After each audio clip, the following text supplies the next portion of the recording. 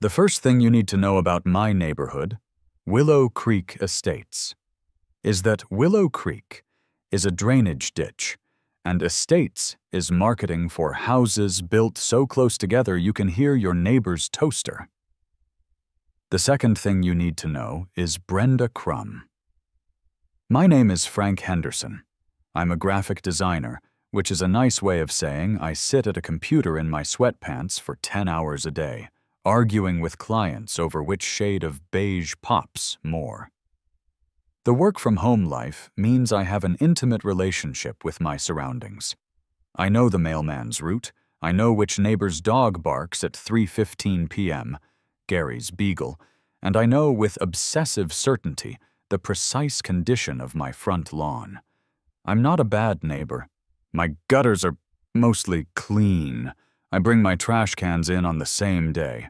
I don't play loud music, but I have one point of obsessive, borderline psychotic pride. My lawn. My lawn is my masterpiece. It's my Sistine Chapel. It is my rebellion against the suffocating HOA-mandated taupe that has claimed every other vertical surface in this neighborhood. And I have a secret. It's not just Scott's turf builder. It's not just aeration. Oh no, I have a system. Once a month, under the cover of darkness, I drag my industrial-sized pump sprayer out of the shed. Into it goes a proprietary blend I've spent 3 years perfecting. 1 part blackstrap molasses, for the microbes, 2 parts cheap beer, Pilsner for the yeast, and the pièce de résistance, a full quart of a specific brand of fish emulsion I have to special order from Alaska. The smell is, to put it mildly, breathtaking. It's like a whale died in a brewery. I do it at 3 a.m. to avoid the questions. But the result? Oh, the result. My lawn is a green so deep, so vibrant, it looks like a high-dollar CGI effect. It's a velvety, electric, almost humming, kryptonite green. It's the only interesting thing in a square mile. And Brenda Crum hated it. Brenda is our HOA president. She's a woman who wears a perpetually clicked-open ballpoint pen on a lanyard and a tennis visor, even indoors. She doesn't walk, she patrols. She rides a silent beige golf cart with a small flapping WCHOA flag on the back. Her face is set in a permanent expression of, "I've just found an unapproved mailbox." I was on my hands and knees, edging the driveway with a pair of shears. A power edger is too imprecise for the curve, when her shadow fell over me. The golf cart had, as usual, made no sound. "Mr. Henderson," I sighed, the scent of fresh-cut grass and my own sweat filling my lungs. I sat back on my heels. "Brenda, to what do I owe the pleasure? Clipboard looks heavy today." She ignored my pleasantry, which was fine. It wasn't really a pleasantry. She clicked her pen. "I'm fielding concerns about the color saturation of your turf." I blinked, genuinely confused. I wiped a bit of dirt off my cheek. "The what now?" "Your lawn." She pointed the pen at my masterpiece. "It's aggressively green." I looked at my lawn. I looked back at her. "Aggressively?" "It's out of compliance with the harmonious earth tone palette of the community. See Bylaw 47C, subsection 9. Community aesthetic harmony. It's distracting. Mr. Henderson at 119 says the glare is affecting his television reception." "He's... what?" "Brenda, that's literally impossible. It's grass." "The color is non-standard. It's lurid. It draws the eye and creates visual discord." I stood up, brushing off my knees. I wanted to ask her if her visor was also in the harmonious earth tone palette, but I behaved. Mostly. It's grass, Brenda. It's supposed to be green. You want me to… what? Make it sadder? Should I withhold water? Maybe introduce some nice, harmonious crabgrass? Her eyes narrowed. That was my mistake. Sarcasm is blood in the water for a creature like Brenda. I'm noting this as a preliminary warning. I expect to see steps taken toward remediation. We are a community of uniformity, Mr. Henderson. Your kryptonite green, as I heard you call it to Mr. Peterson, is not uniform. She hadn't heard me call it that. She'd read my texts. My neighbor, Mike Peterson, was on the board. That traitor. Good day, she said, and with a silent whir, she and her golf cart zipped away, leaving only the faint scent of vinyl seats and self-satisfaction. I stared at the lawn. Aggressively green, I muttered. I laughed it off. What were they going to do? Fine me for excellence? That night, just to be safe, I gave the lawn an extra spritz of beer. A week passed. The lawn, spurred on by my defiance, only grew more vibrant. It was like it knew. It was mocking her. Then the envelope appeared. It wasn't a normal envelope. It was beige. Not white, not manila. Beige. The official color of joylessness. It was taped to my front door because I'd refused to sign for it when the mailman came. Certified mail, it read, in a severe, joyless font.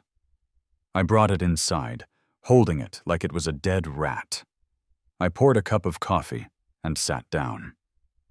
To the homeowner of 124 Juniper Lane, it began, from the Willow Creek Estates Homeowners Association Architectural Review Committee. The Architectural Review Committee. Not even Brenda herself. She'd escalated. I read the letter's guts aloud to my empty kitchen, my voice dripping with disbelief. It has come to our attention that the ground cover at your property is in violation of community standards. The vibrant, near-synthetic Kelly green of the turf at 124 Juniper Lane is in direct violation of Bylaw 47C, blah, blah, blah. Community aesthetic harmony. And then, the key phrase. This level of hyper-green creates visual discord and fails to blend with the muted natural tones of the surrounding landscape. Homeowner must remediate the lawn to a more subdued, natural, and seasonally appropriate shade, e.g., a dormant, Bermuda or standard fescue palette. Dormant Bermuda, I whispered. I grabbed my phone and Googled it. It was brown. They were demanding I have a brown lawn. But oh, it got better, the kicker. Failure to remediate the non-compliant color within 14 days of this notice will result in daily fines of $50. $50. I was incandescent with rage. Remediate? They want me to kill my lawn? Dormant Bermuda? That's dead grass. They're fining me for having the only living thing in this entire beige wasteland. I immediately called Mike, the neighbor. The traitor. Hello? Mike, you will not believe the crap Brenda just pulled, and thanks for ratting me out on Kryptonite Green, you Benedict Arnold. Oh, hey Frank. Look, I had to. She was asking everyone. What happened? Did she get you for the gutters? My grass. She's fining me because my grass is too green. She's demanding I make it brown. There was a long, tired sigh on the other end of the line. Dude, just, I don't know, spray some weed killer on it or something. Just kill a patch. Make it look natural. It's not worth the fight. Brenda's a nightmare. She made me repaint my doorbell. Your doorbell? It was unapproved brass. Had to be brushed nickel. Just give in, man. It's easier. I looked out the window at my perfect, beautiful, aggressively green lawn. I thought about the fish emulsion, the molasses, the 3 a.m. feedings. I hung up on Mike. Kill it? I said to the empty room. No, no, no, no. I read the letter again. Homeowner must remediate the lawn to a more subdued shade. Wait. Remediate the non-compliant color. It didn't say I had to kill it. It said I had to remediate the color. She wants a different color. Fine, I said, a slow, evil, magnificent smile spreading across my face. She'll get a different color. I went to my computer. I opened a new tab. I typed, exterior grade bulk paint. My first few calls were unhelpful. I started with landscapers, thinking they'd have some kind of special turf paint. Call 1, Greenleaf Landscaping. Greenleaf, this is Todd. Hi, Todd. I have a question about lawn coloring. I need to paint my grass. You mean like with ironite? To green it up? No, Todd. I mean paint it with paint, like from a can. You want to… what? Paint the grass? Sir, we cut grass. We don't paint it. Click. Call 2. Total Turf Solutions. Total Turf, how can I help?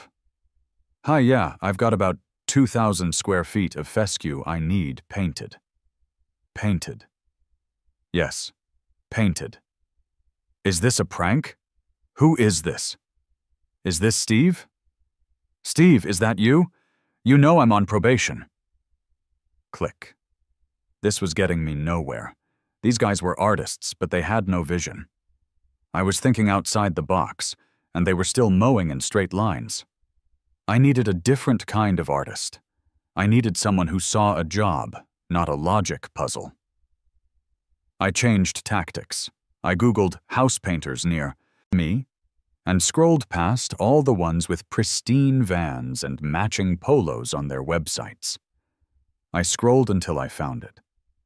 Sal's Superior Exteriors. We'll paint anything. The website looked like it was from 1998. The logo was in word art. It was perfect. I called the number. A voice that sounded like it ate gravel for breakfast answered on the second ring. Sal's, what do you got? Hi, Sal. My name is Frank. I have an unconventional exterior project. Unconventional? I like it. What is it, a mural? We don't do murals. Faces are hard. No, not a mural. It's a horizontal surface, about 2,000 square feet. Deck, patio, we do epoxy. Got a garage floor needs a fleck coat? I took a deep breath. Lawn. There was a long, profound pause on the other end. I heard Sal cover the phone. His whisper was like a cheese grater. Gee, get in here. This guy says lawn. He came back on the line. A lawn? That's right. Fescue. Very healthy, very dense. Should take a coat nicely. You want to paint your grass? And I need it done by Friday, I said, pushing my advantage. The HOA is on my case. I'll pay cash. And I have a very specific color in mind. Another pause. I heard a muffled grunt from G in the background. Then Sal's gravelly voice came back, and I could hear the smile in it. HOA, huh? Say no more. We'll be there in 20. Exactly 19 minutes later, a van that looked like it had lost a fight with a rhinoceros pulled up to my curb. It was white, but with so many splatters of different colored paint, it looked like a Jackson Pollock. The side said, Sal's Superior Exteriors, in a font that was definitely peeling. 2 men got out. One was Sal. He was short, built like a fire hydrant, and had a magnificent gray mustache. The other, G, was just large. He was tall, wide, and wore a pair of paint-splattered overalls with no shirt underneath. He just grunted in greeting. "All right," Sal said, pulling a measuring tape off his belt. "Where's the lawn?" "This way," I said. I walked them around the side of the house to the front yard. My perfect, beautiful, kryptonite green lawn. Sal stopped dead. He whistled, low and long. "Holy hell, kid, that's some green grass. What are you feeding this thing?" G just grunted, but it was an impressed grunt. "Nice." "That's the problem," I said. "The HOA. They say it's aggressively green, and I have to remediate the color. So, here we are." Sal stroked his chin, walking a small circle on the turf. "Remediate. That's a $10 word. They want it, what, dead?" They suggested dormant Bermuda. I was thinking, this. I reached into my back pocket and pulled out a paint swatch I'd picked up from Home Depot that morning. I unfolded it and handed it to Sal. He held it up. It was labeled SF-108, Atomic Pink. It was a color so bright, so obnoxious, it almost vibrated. It was the color of a flamingo that had been fed nothing but radioactive waste. It was the color of Pepto-Bismol's evil radioactive twin. Sal and G looked at the swatch. They looked at the lawn. They looked at each other. G cracked a small, terrifying smile. Sal just stared at the swatch for a solid 10 seconds, and then he threw his head back and barked a laugh. It was a wonderful, terrible sound, like a seal being surprised. "HOA, huh? Oh, this is beautiful." He slapped me on the back, nearly knocking me over. "Kid, you're a poet. This is the best damn thing I've heard all year. Gee, we're gonna need the big compressor, the industrial one, and 40 gallons of primer." I blinked. "Primer? For grass?" Sal looked at me like I was an amateur. "Kid, you're putting a light color over a dark one. You gotta prime. You want this to pop, don't you? You want that atomic to really sing? You gotta lay down a white base coat. We're not gonna half-ass this, kid. If we're painting a lawn, we're gonna do it right." How much?" I asked, suddenly terrified of my own brilliant idea. Sal looked at the lawn, then at the swatch. "For this? For the sheer joy of it? Cash, you said? I'll do it for $2,000.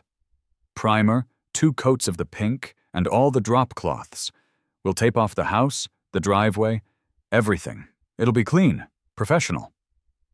It was half my mortgage payment. "You're hired," I said. Friday, 7:00 a.m., on the dot. Sal's van was parked at the curb, and it sounded like a small engine was running in the back. The big compressor. Sal and G got out, all business. They weren't just painters. They were commandos. They started taping blue drop cloths all the way around my foundation.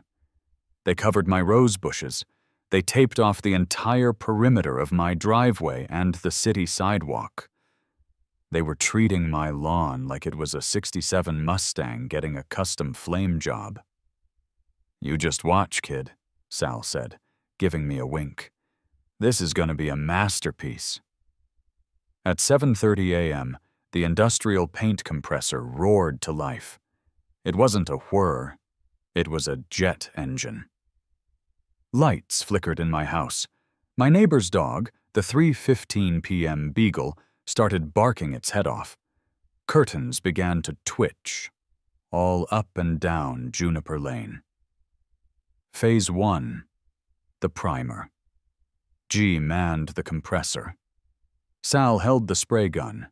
He started at the far corner, and with long, even strokes, he began to erase my lawn. My perfect, beautiful kryptonite green vanished, systematically, under a thick, flat coat of corpse-like white. It was horrifying. I stood on my porch, sipping coffee, my hand shaking slightly. My lawn was gone. It was a ghost lawn. It looked like a snowstorm had hit only my property. Mike, my traitorous neighbor, peeked over the fence, his eyes wide with terror. "Frank," he whisper-yelled, ducking as if Brenda might see him. "Frank, what is happening? Did you bleach your lawn? Oh my God, you've killed it!" I took a calm sip of my coffee. "Priming, Mike," I called back, loud enough for others to hear.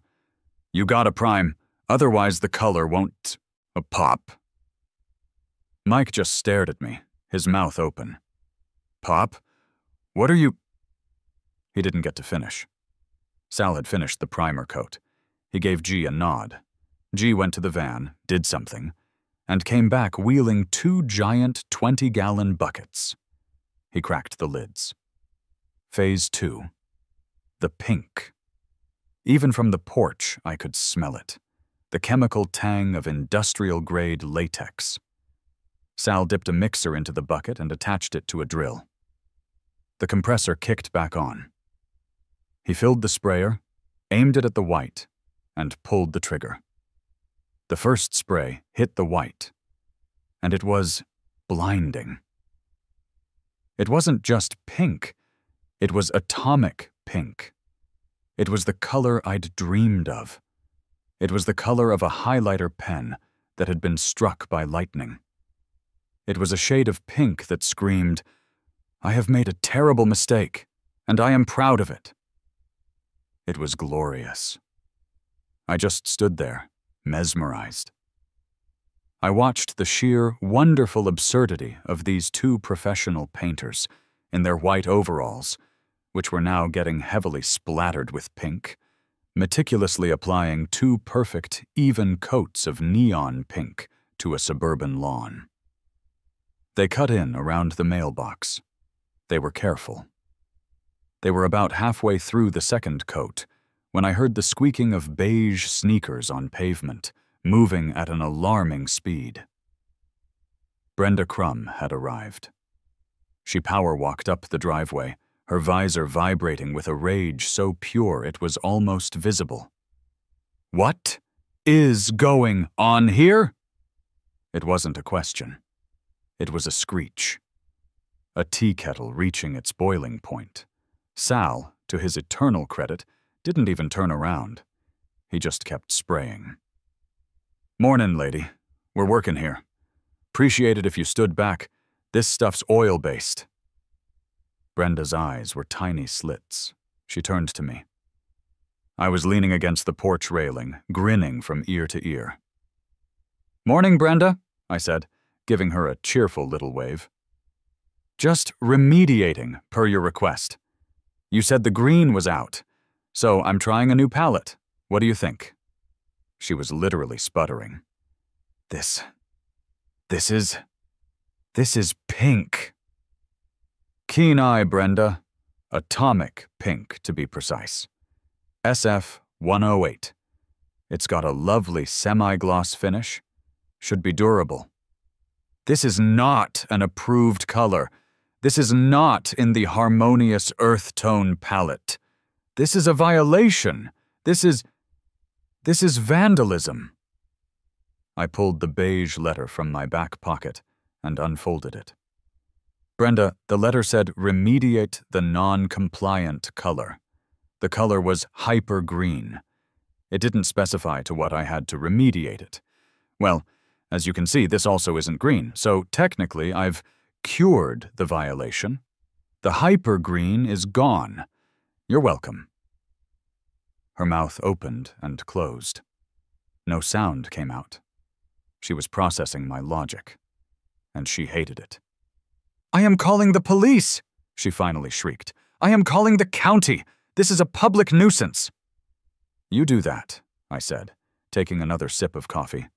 "Ask them to bring sunglasses." She spun on her heel, her beige sneakers squeaking in fury, and stormed off down the street, stabbing at her phone. Sal stopped spraying for a moment and looked back at me. He gave me a single, slow thumbs up. Then he went back to painting my lawn. An hour later, the job was done. Sal and G, true professionals, peeled up all the drop cloths. There wasn't a speck of pink on my driveway, my sidewalk, or the foundation of my house. It was a perfect 2,000 square foot rectangle of the most obnoxious color ever conceived by man. My lawn was a neon pink carpet. It was so bright, it looked like it was humming. It cast a faint, rosy glow on the front of my HOA mandated beige house. Sal wiped his hands on a rag. "Well, kid," he said, that gravelly voice full of pride. "There she is. We'll be back in the truck. You just let us know when you want to go back to green." "Thank you, Sal," I said, handing him a thick envelope of cash. It's more beautiful than I ever imagined." "Attaboy," he said, and he and G drove off, leaving me alone with my creation. The neighborhood, for the first time ever, was not quiet. Cars were slowing down as they drove by, then stopping. People were getting out to take pictures. A group of teenagers on skateboards rolled past, and one of them just pointed and yelled, "Sick!" And they all gave me a round of applause.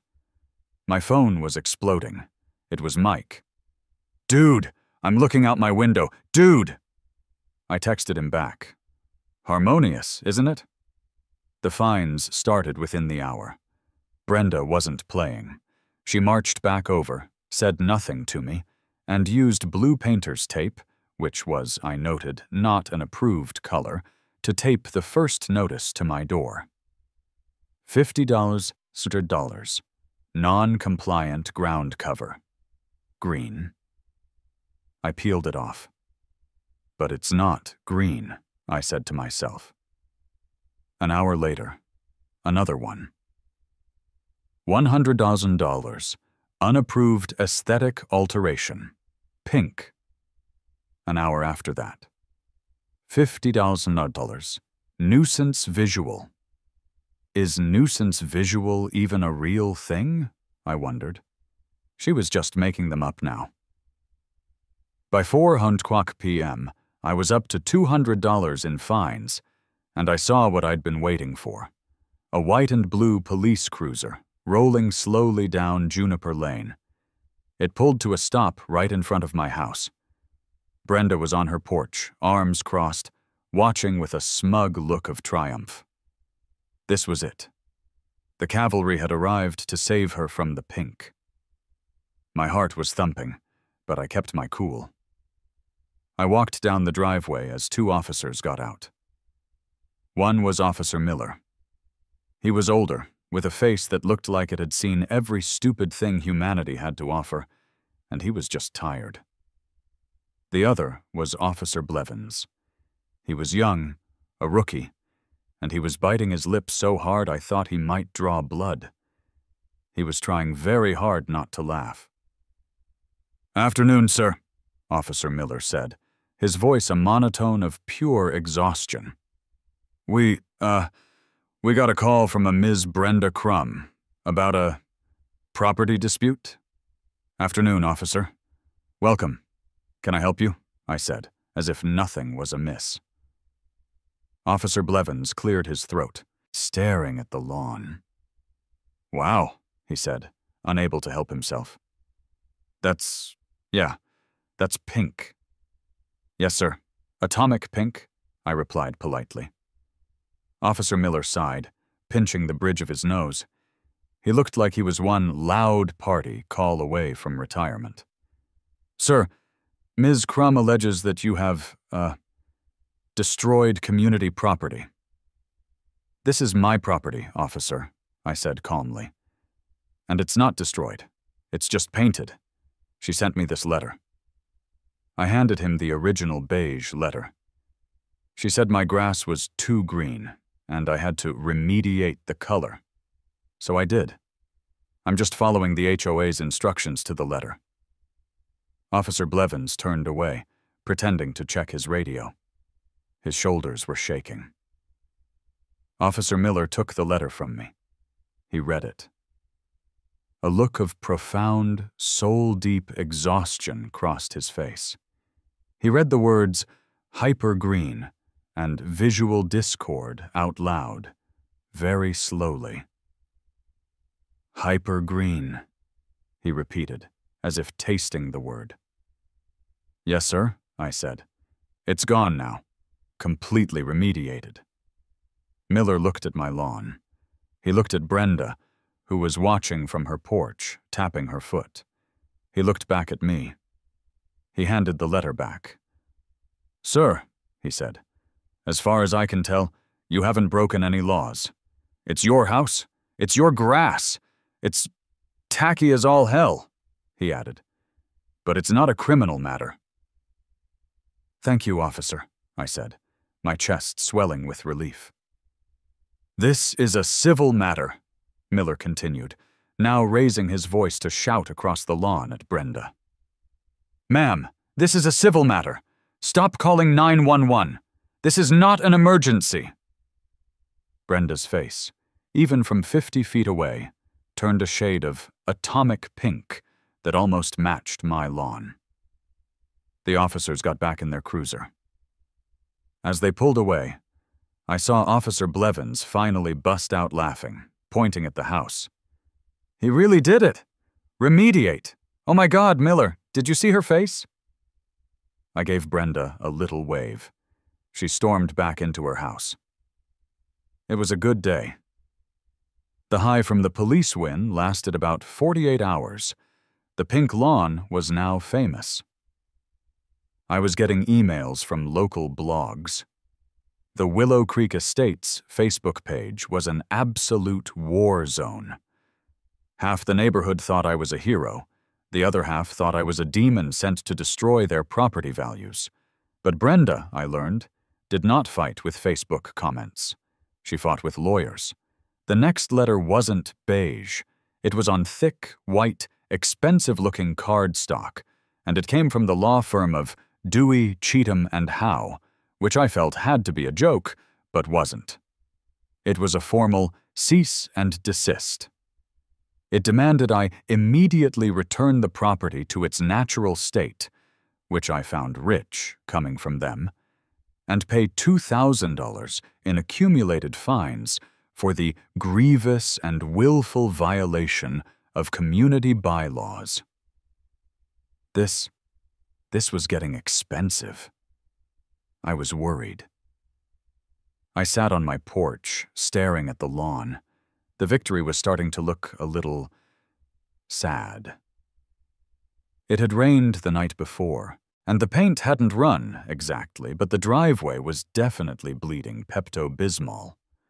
A small patch near the curb had been missed, and a single, defiant, kryptonite green blade of grass was poking through, like a tiny middle finger. Sal and G's professional job was still holding, but the sheer glowing wrongness of it was starting to wear on me. The rosy glow it cast into my living room was giving me a permanent headache. Was this worth $2,000 in fines, plus the $2,000 I paid Sal, plus whatever it would cost to fix it? I was stewing. I was angry, and when I get angry, I get meticulous. I went to the hall closet and pulled out the binder they gave us at closing. The 300-page Willow Creek Estates Homeowners Association Covenants, Conditions and Restrictions. The bylaws. I poured a very large glass of whiskey. I sat at my kitchen table, and I started reading. Page after page after page of beige nonsense. Siding must be one of the 14 approved shades of Grega. Basketball hoops must be stored indoors no later than 6 o'clock p.m. All decorative lawn gnomes must not exceed 12 inches in height. My eyes were glazing over. I was on my second whiskey. I was on page 247. I was about to give up, just write the check, and go buy a few $100s worth of sod. And then I found it. The angel choir sang. A beam of light shot down from my beige kitchen ceiling. Section 88D. Holiday and event-based decorations. My heart started to pound. I read the text, my finger tracing the words. Decorations, including temporary ground cover alterations, e.g. celebratory signage, temporary ground dyes, colored lights, are permitted for a period not to exceed 30 days. I kept reading, looking for the catch. Provided they are in support of a recognized national holiday, e.g. to Christmas, 4th of July, community event, or personal celebration, e.g. happy birthday signs, welcome home banners, it's a boy-girl announcements. Personal celebration, I whispered. A slow, beautiful, evil idea began to form. I finished my whiskey. I grabbed my keys. I went to a party store. The next morning, at 8:00 a.m. sharp, Brenda stormed over. She had the lawyer's letter in her hand, a fresh stack of fines, and a look that said she was ready for round 2. She got halfway up my slightly pink-stained driveway, and she stopped. Dead.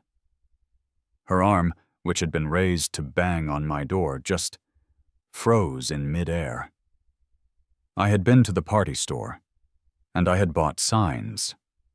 2 new, professionally made, bright blue and pink yard signs. I'd placed them right in the middle of the neon pink lawn. One sign, on the left, in cheerful blue bubble letters, read, "It's a..."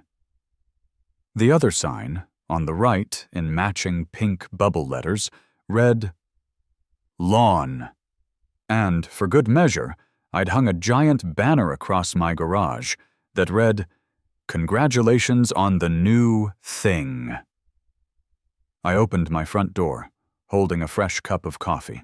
Brenda was absolutely speechless. She was just pointing, her mouth opening and closing. What? But. "Morning, Brenda," I said, with a voice full of celebratory cheer. "Isn't it wonderful? We're celebrating." "What is this?" she finally managed to sputter. "It's a personal celebration, Section 88D, I said, holding up my dog-eared copy of the bylaws. "My lawn is having a, well, I'm not sure what it is, but we're celebrating it. Temporary ground dye, see? Permitted. And the best part? We've got 29 more days of temporary ground dye permitted before we have to take it down." Brenda looked at the "It's a lawn" sign. She looked at her clipboard. She looked at the bylaws in my hand. And she knew. She knew I had her. "So," I said, leaning against the door frame, the picture of magnanimity, "I'm happy to cure this, but the bylaws say I have 29 more days. Or we could just call the hyper-green fines and the atomic pink signs a wash, a clean slate. And you can just let me have my green grass back. When this celebration is over, of course." Brenda Crumb said nothing. She just made a sound like a deflating tire. A long, slow, mournful pssh. Then she turned, and she walked away. The fines stopped. The lawyer's letters stopped. The pink faded over the next month into a sad, patchy salmon color. It was truly, deeply ugly. After 30 days, true to my word, I hired Sal and G again. They came back, scraped up the dead, painted grass, and for another $3,000, laid down brand new, beautiful, living sod. It cost me a fortune, but it was worth every single penny. My new lawn is just as green as the old one. I still give it the fish emulsion, but I do it at 4 a.m. now. And every time Brenda Crumb passes my house in her little beige golf cart, she speeds up, and she never looks at my grass.